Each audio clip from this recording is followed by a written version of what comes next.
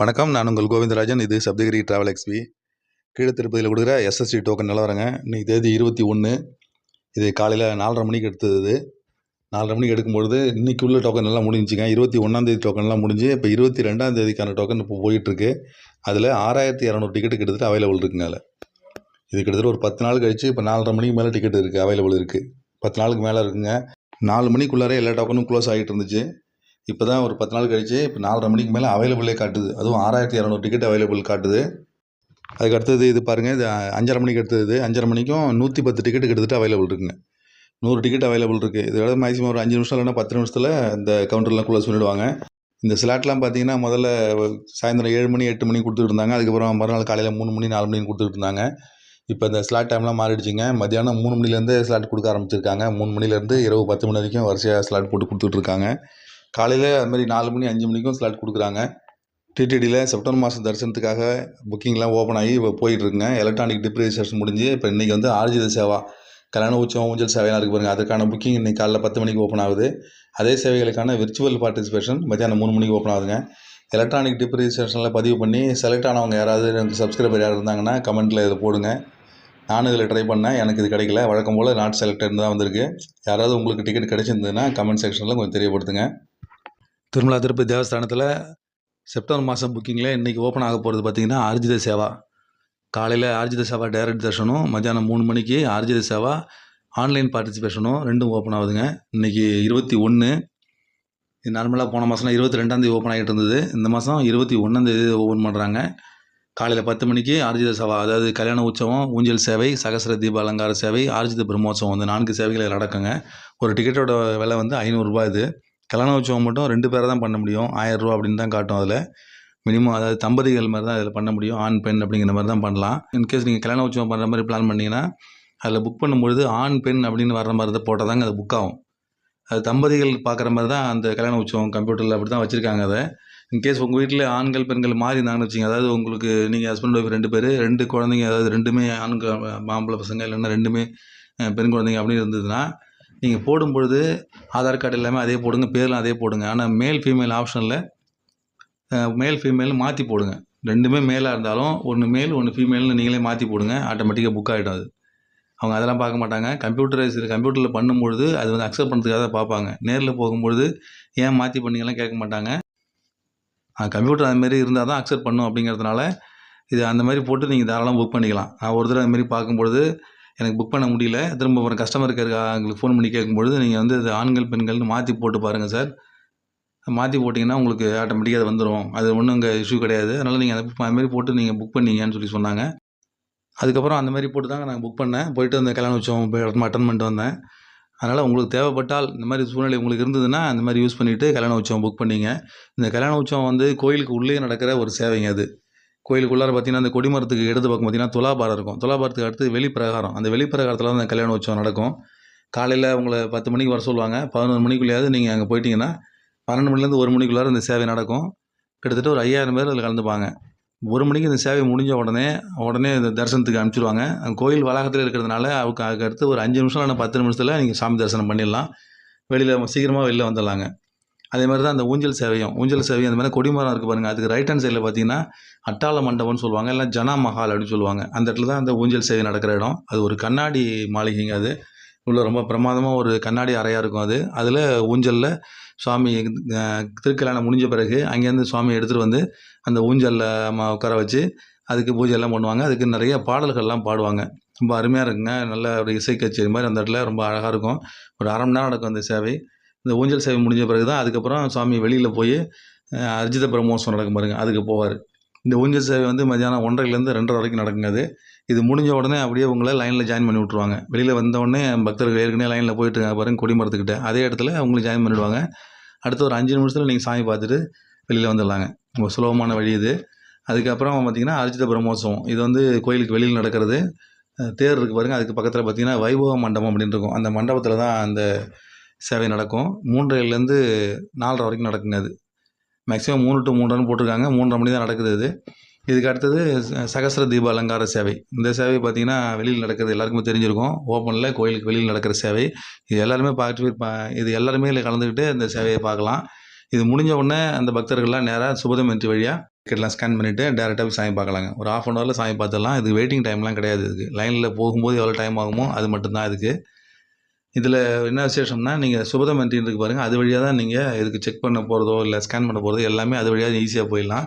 அந்த சுபதம் என்ட்ரி படி இருக்குது பாருங்கள், அதாவது கோயிலுக்கு இடது பக்கம் பார்த்தீங்கன்னா ஒரு தெற்கு மட வளாகம் இருக்குது பாருங்கள். அந்த மட வளாகத்தில் சுபதம்னு ஒரு பெரிய ஆர்ச் ஒன்று இருக்கும் பாருங்கள், அதுதான் அந்த சுபதம் என்ட்ரின்னு சொல்லுவாங்க.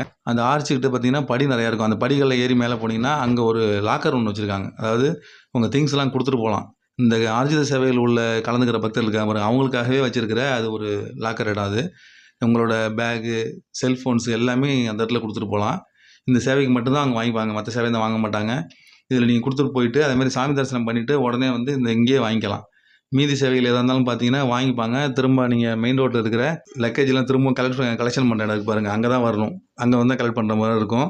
ஆனால் இந்த ஆர்ஜி சேவைக்கு மட்டும் இந்த சுபதம் என்ட்ரி வாசலில் இருக்கிற லாக்கர்லேயே வாங்கிப்பாங்க. திரும்பவும் நீங்கள் இங்கேயே வந்து கலெக்ட் பண்ணிக்கலாம். இது அங்கே மாதிரி இடத்துக்கு போகாது, அங்கேயே இருக்கும். திரும்ப நீங்கள் சாமி தரிசனம் பண்ணிவிட்டு இதே இடத்துல வந்து கலெக்ட் பண்ணிக்கலாம். இந்த சேவைகளில் போகிறவங்க அதை யூஸ் பண்ணிங்க. இதே மாதிரி பார்த்தீங்கன்னா மத்தியானம் 3 மணிக்கு இந்த விர்ச்சுவல் சேவா, இதே மாதிரி தான் 4 சேவைகள் அது. ஆனால் இதை வந்து டைரெக்டாக அந்த சேவையில் நம்ம கலந்துக்க முடியாதுங்க. என்றைக்கு நம்ம சேவைக்கு புக் பண்ணுறோமோ அதுக்கப்புறம் அடுத்த 1 வருஷத்துக்குள்ளார சாமி தரிசனத்துக்கு தனியாக புக் பண்ணி சாமி தரிசனம் பார்க்கலாம். 300 டிக்கெட் வழியாக தான் பார்க்கலாம். அந்த மாதிரி தான் இது வாய்ப்பு இருக்குது இந்த சேவைக்கு. இது மேக்ஸிமம் எப்படி யூஸ் ஆகுதுன்னா, இது நாளைக்கு பார்த்தீங்கன்னா நாளைக்கு மத்தியானம் ஓப்பன் ஆகும்போது மேக்ஸிமம் ஃபுல்லாக வருது இல்லைங்க, அதுக்கு அடுத்த நாளும் ஃப்ரீயாக தான் இருக்குது. 24ஆம் தேதி 300 டிக்கெட் காலையில் ஓப்பன் ஆகுது பாருங்கள். அதில் டிக்கெட் கிடைக்காதவங்க திரும்பவும் இந்த சேவைக்கு வந்து இதில் 500 பணம் கட்டிட்டு இதில் புக் பண்ணிவிட்டு வந்து சேர்ந்து போய் பார்க்குறாங்க. ஏன்னா 300 டிக்கெட் வழி தான் இந்த டிக்கெட்டும் சாமி தரிசனம் பார்க்க விடுவாங்க. ஸ்லாட் எல்லாம் பார்த்தீங்கன்னா அதில் 300 டிக்கெட்டில் என்ன ஸ்லாட்டோ அதே ஸ்லாட் தான் இதுலேயும் கிடைக்கும். அதனால் அதில் கிடைக்காதவங்க இதில் வந்து எடுத்துக்கிட்டு போய் சாமி தரிசனம் பார்க்கறதுக்கு வாய்ப்புகள் நிறைய இருக்குது. இந்த சேவை எப்படி பண்ணணும்னா, நீங்கள் இந்த சேவையை கிளிக் பண்ணிங்கன்னு வச்சிங்களேன், அதில் வந்து உங்களுக்கு சேவை டேட்லாம் அவைலபிள் காட்டும். இப்போ கூட அவைலபிள் இருக்குங்க. அதாவது சேவையில் ஆன்லைனில் பார்ட்டிசிபேட் பண்ணுறது தானே அது. இப்போ ஜூன் மாதத்துலேயே பார்த்தீங்கன்னா இன்னும் அவைலபிள் இருக்கும், ஜூலை மாதத்துலேயும் அவைலபிள் இருக்கும், ஆகஸ்ட்லேயும் அவைலபிள் இருக்குங்க. அது சேவையில் கலந்துக்கிறது, அதாவது சேவையில் நம்ம ஆன்லைனில் தான் பண்ண போகிறோம், அதனால் நிறைய அவைலபிலிட்டி இருக்கும். நீங்கள் அதை ஒன்ஸ் நீங்கள் ஏதாவது ஒரு டேட்டில் நீங்கள் உங்களுக்கு பிடிச்ச டேட்டில் ஒரு கிளிக் பண்ணுங்கள். கிளிக் பண்ணிவிட்டு கீழே ஸ்க்ரோல் பண்ணிங்கன்னா வரிசையாக என்னென்ன சேவைகள் அவைலபிள்னு காட்டும். அதில் ஏதாவது ஒரு சேவையை நீங்கள் கிளிக் பண்ணுங்கள். அதில் பண்ணிங்கன்னா அடுத்தது அதுக்கு கீழே பார்த்தீங்கன்னா தர்ஷன் அவைலபிலிட்டி அப்படின்னு சொல்லுவோம். ப்ளீஸ் செக் தர்ஷன் அவைலபிலிட்டின்னு ஒன்று இருக்கும் பாருங்கள். அதில் நீங்கள் கிளிக் பண்ணிங்கன்னா உடனே தர்ஷன் அவைலபிலிட்டி தனியாக ஒரு காலம் ஓப்பன் ஆகும். அதில் பாருங்கள், நீங்கள் குறிப்பிட்ட எந்த சேவையில் நீங்கள் கிளிக் பண்ணீங்களோ அந்த சேவைக்கு எப்போ அவைலபிலிட்டியும் காட்டும். அதுதான் இதில் முக்கியமான விஷயம். அதில் பார்த்தீங்கன்னா இப்போ வந்து ஆகஸ்ட் வரைக்கும் முடிஞ்சிருக்கும். செப்டம்பர் மாதத்துக்கான புக்கிங் ஓப்பன் தான் நாளைக்கு ஆரம்பிக்கிறதுங்க. அது செப்டம்பர் மாதத்துக்கான புக்கிங் தான் இன்றைக்கி மத்தியானம் 3 மணிக்கு ஆரம்பிக்கிறது. அதனால் அந்த சேவைகளுக்கு நீங்கள் 300 டிக்கெட்டில் போய் பாதி கிடச்சி பாதி கிடைக்காம போயிடுச்சு அப்படிங்கிற பட்சத்தில் திரும்ப நீங்கள் வந்தீங்கன்னா இந்த மாதிரி நீங்கள் முதல்ல தர்ஷனுக்கு புக் பண்ணும்போதே அது கீழே தர்ஷன் அவைலபிலிட்டின்னு காட்டும். அதை கிளிக் பண்ணிங்கன்னா உங்களுக்கு குறிப்பிட்ட டேட்டில் அது இருக்கா இல்லையான்னு காட்டும். அதுக்கப்புறமா நீங்கள் திரும்பவும் பேக் வந்துட்டு பணம் கட்டலாம். பணம் கட்டிட்டு அந்த சேவையை பார்த்தீங்கன்னா உடனே ரிசிப்ட் பணம் கட்டின உடனே உங்களுக்கு டீட்டெயில்ஸ்லாம் ஃபில் பண்ண சொல்லும். எல்லாத்தையும் பண்ணி பணம் கட்டின உடனே அதில் உங்களுக்கு ரிசிப்ட் காட்டும். ரிசிப்ட்டில் பார்த்தீங்கன்னா புக் தர்ஷன் அப்படின்னா உடனே காட்டும். அதில் புக் தர்ஷன் கொடுத்தீங்கன்னா என்ன டேட்டுக்காகும், அந்த டேட்டில் நீங்கள் கிளிக் பண்ணிங்கன்னா உடனே தர்சனத்துக்கு புக் ஆகிடும். அடுத்த 1 நிமிஷத்து வேலை தான் அது. அந்த தர்சனத்தை நீங்கள் புக் பண்ணி வச்சிட்டோம்னா ஆட்டோமேட்டிக்காக 24ஆம் தேதி அக்காமடேஷன் ஓப்பன் ஆகும். அதில் நீங்கள் அக்காமடேஷன் எடுக்கலாம். இந்த மாதிரி தாங்க அதை பண்ண முடியும். 2 ப்ராசஸ் இது. முதல்ல நீங்கள் சேவைக்கு புக் பண்ணணும், அப்புறம் அந்த சேவைக்கு புக் பண்ண ஹிஸ்ட்ரியை வச்சுக்கிட்டு தர்ஷனுக்கு புக் பண்ணணும். அந்த மாதிரி தான் அது. இது நீங்கள் இந்த சேவைக்கு புக் பண்ணும்போதே உங்களுக்கு வேணுங்கிற டேட்டில் தர்ஷன் அவைலபிலிட்டி இருக்கான்னு பார்த்துக்கிட்டு நீங்கள் புக் பண்ண வாய்ப்பு இதில் இருக்குது. அதுமாதிரி ட்ரை பண்ணுங்கள். அப்படி இல்லை நான் வந்து அன்றைக்கி குறிப்பிட்ட நாளில் இந்த சேவைக்கு நான் கல்யாண உற்சவம் பண்ணணும், அன்றைக்கி குறிப்பிட்ட நாள் என்னால் போக முடியலனாலும் பரவாயில்ல, அந்த கல்யாண உற்சவம் நான் கலந்துக்கணும் அப்படிங்கிற மாதிரி பண்ணிங்கன்னா உங்களுக்கு என்னைக்கு பிடிச்ச டேட்டோ இல்லை ஒரு முக்கியமான நாளாக இருக்கலாம், கல்யாண நாள் மாதிரி இருக்கலாம், அந்த நாளில் இந்த சேவைக்கு நீங்கள் புக் பண்ணிவிடுங்க. ஆட்டோமேட்டிக்காக அந்த கல்யாண உற்சவம் நடக்கிற அன்றைக்கி அந்த சேவையில் நீங்கள் பங்கு பெறுற மாதிரி ஒரு வாய்ப்பு இருக்கும். அதுக்கப்புறம் அடுத்த 1 இயர் நீங்கள் எப்போ வேணாலும் பண்ணிக்கலாம்.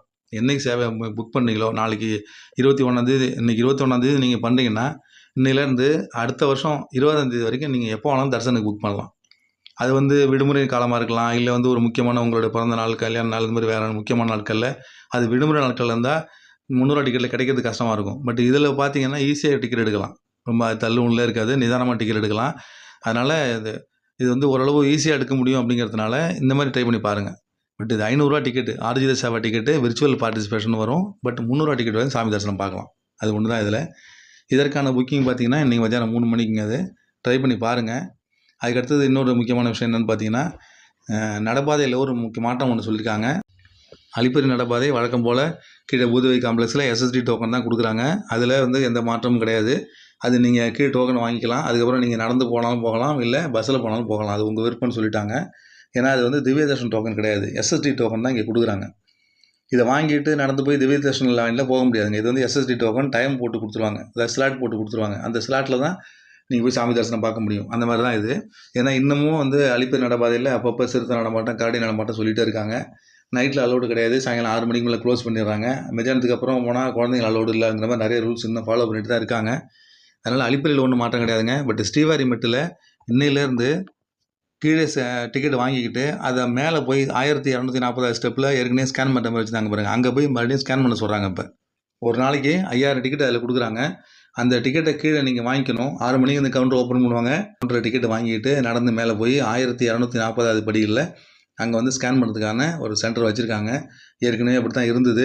இப்போ சிறுத்தை நடமாட்டான அலிப்பரி நடப்பாதையில் வந்த பிறகு ரெண்டுமே சேர்த்து ஃப்ரீயாக விட்டாங்க. எப்படி வேணாலும் பரவாயில்ல, டிக்கெட் வாங்கிட்டு கீழே வாங்கிட்டு போயிடுங்க, மேலே போனாலும் பரவாயில்லங்கிற மாதிரி விட்டாங்க.